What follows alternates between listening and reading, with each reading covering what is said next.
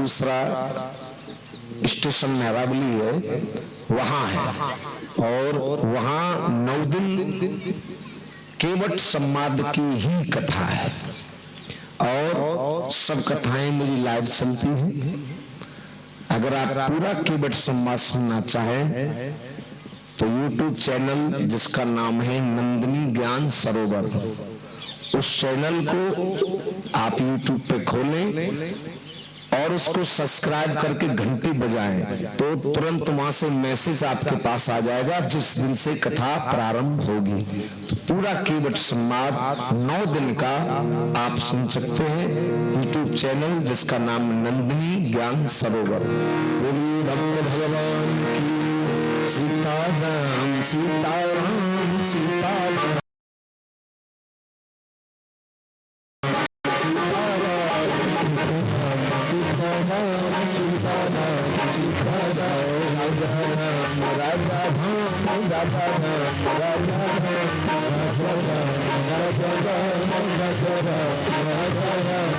सीताराम सीताराम सीताराम सीताराम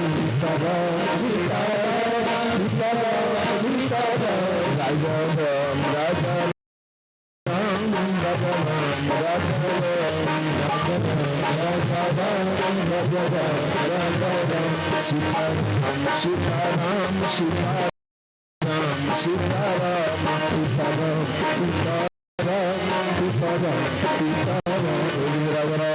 चंद्र भगवान की।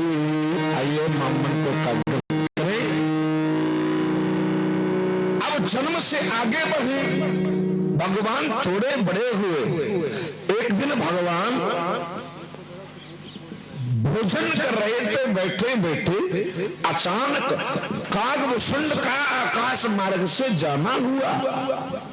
उन्होंने देखा किसको ब्रह्म कहते, ये ब्रह्म एक साधारण बालक की तरह बैठ करके 35 भी हो जाते, कभी कभी 34 हो जाता है। वो कह रहे थे 31 से आगे बढ़ेगा ही नहीं। कागभूषण जी ने देखा कि ये ब्रह्म कैसा ब्रह्म है जो साधारण बालक की तरह बैठा भोजन कर रहा है, चलो देखना चाहिए। तो कागभूषण जी भगवान के सामने आके बैठ गए और आगे बढ़ के भगवान के हाथ से भोजन का निवाला छीन लिया। तो किसी विद्वान ने कहा भी है, काग के भाग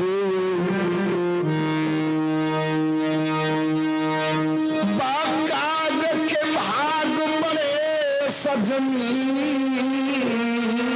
बड़े सजनी हरि हाथ सोने माखन रोटी। भगवान के हाथ से छिना लिया। भगवान ने मुस्कुराते हुए हाथ आगे बढ़ाया पकड़ने। कागभूषण जी बोले, छोटा सा बालक मुझे क्या पकड़ेगा। लेकिन जैसे ही हाथ बिल्कुल समीप आते देखा, तुरंत कागभूषण ने उड़ान भरी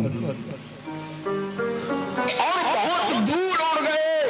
उन्होंने देखा अब तो हाथ बहुत पीछे रह गया होगा, लेकिन पीछे मुड़ के देखा तो हाथ बिल्कुल पीछे चला रहा है।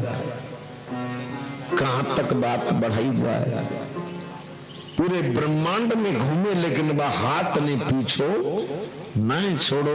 अब कागभूषण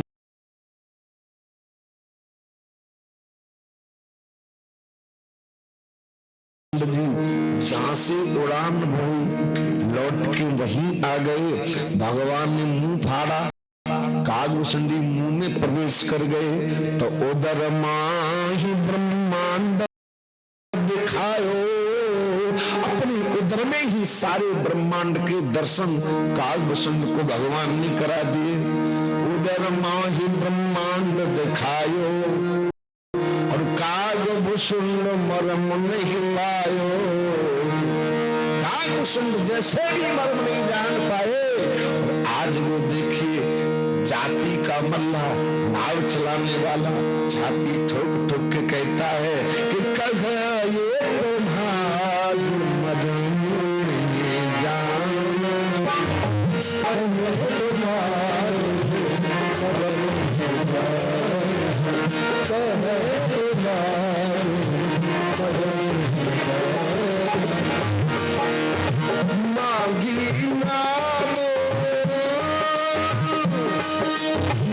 के मत आना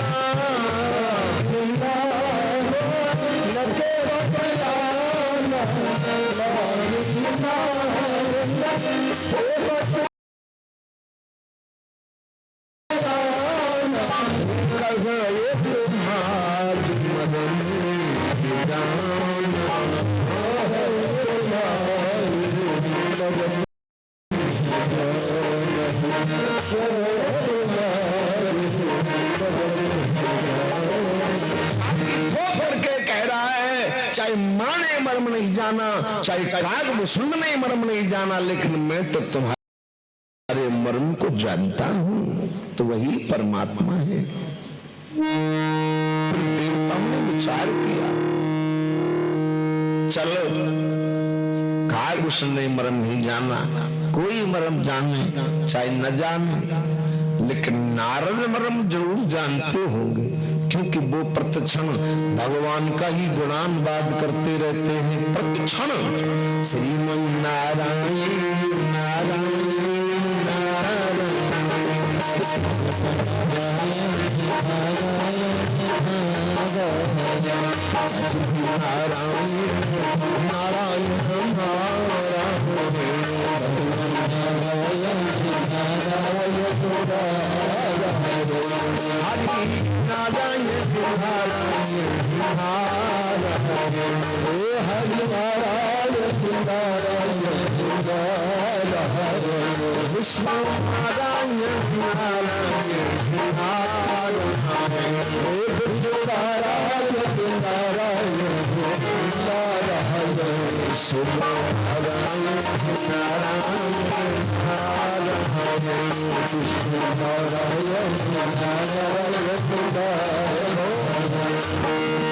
बाजू लोगों ने तुझे सौगंध खाई लगी है कि पंडित तू कितने ताकत लगा के मत जा, हमें कीर्तन बोलना ना तो बोलना ना।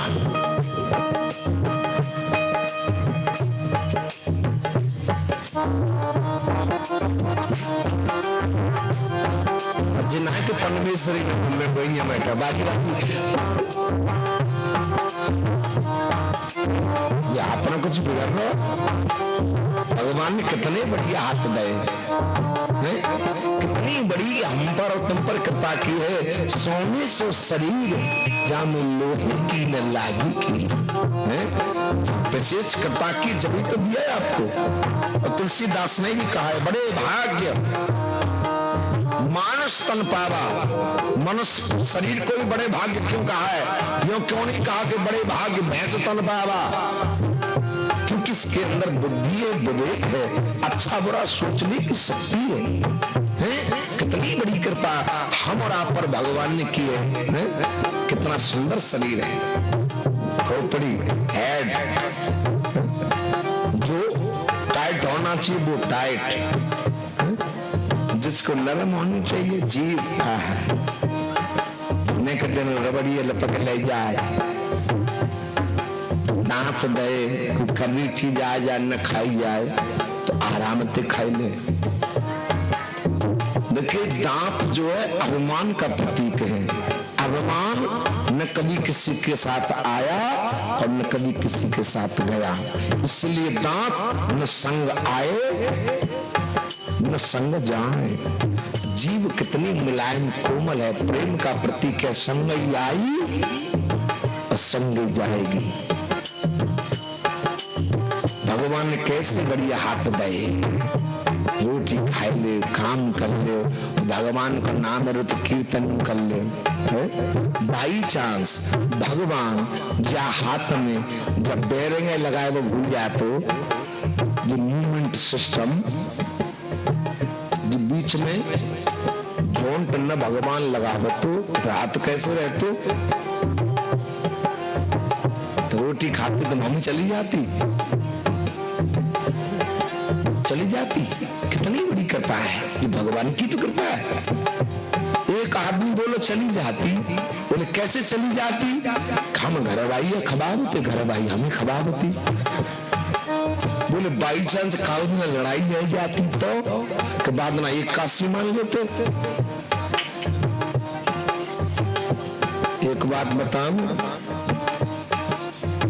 जो आदमी रोटी बनाए वो जानते हो अपने आप, तो गारंटी है बाकी घर बाई तो कभी लड़ाई नहीं होगी।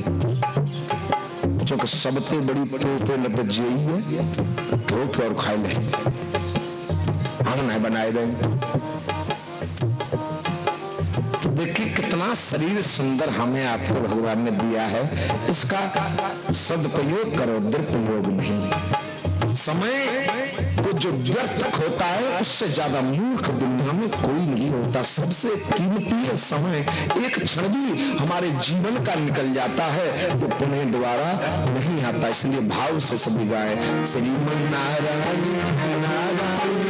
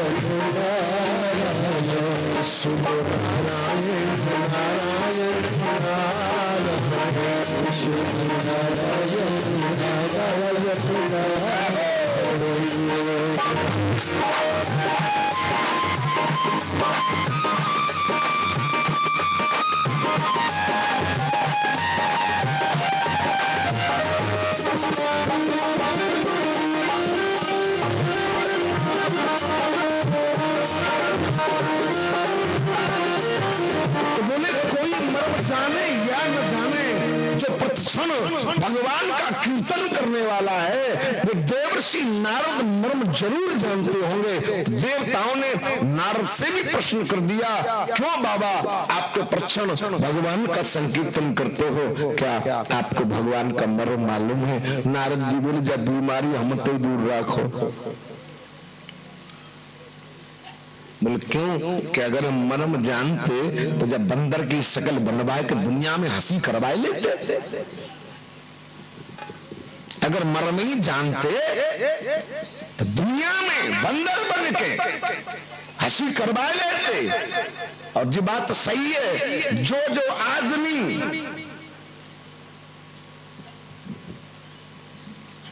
दरा भैया ओ दरा भैया, जो आदमी स्त्री के बबाल में पड़ो, बाकी दादा बंदर बनना पड़ेगा।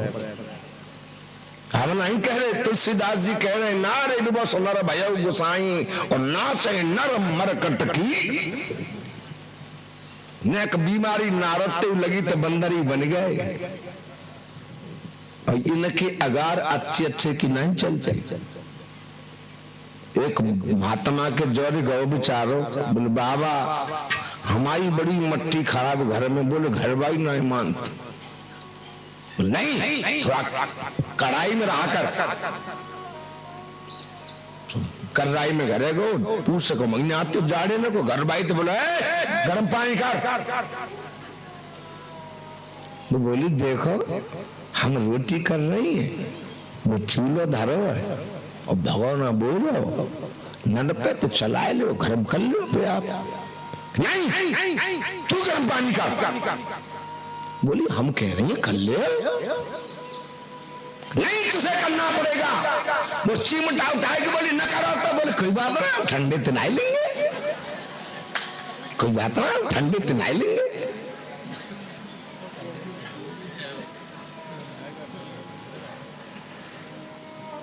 तो नारद जी बोले अगर हम मरम जानते तो जब बंदर की शक्ल बनवाए के दुनिया में हंसी करवा लेते। तो नारद जैसे संत ने मरम नहीं जाना। लेकिन मेरे भाई बहन आज वो केवल स्वाभिमान के साथ छाती ठोक करके कहता है और मना कर देता है, तासे मांगी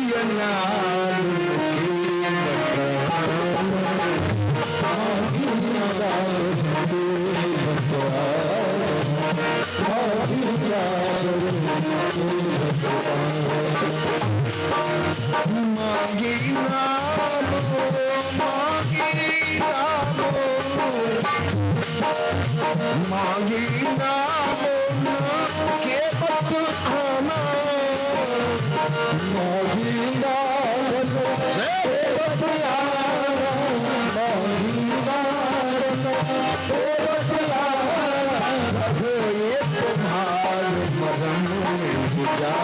कहे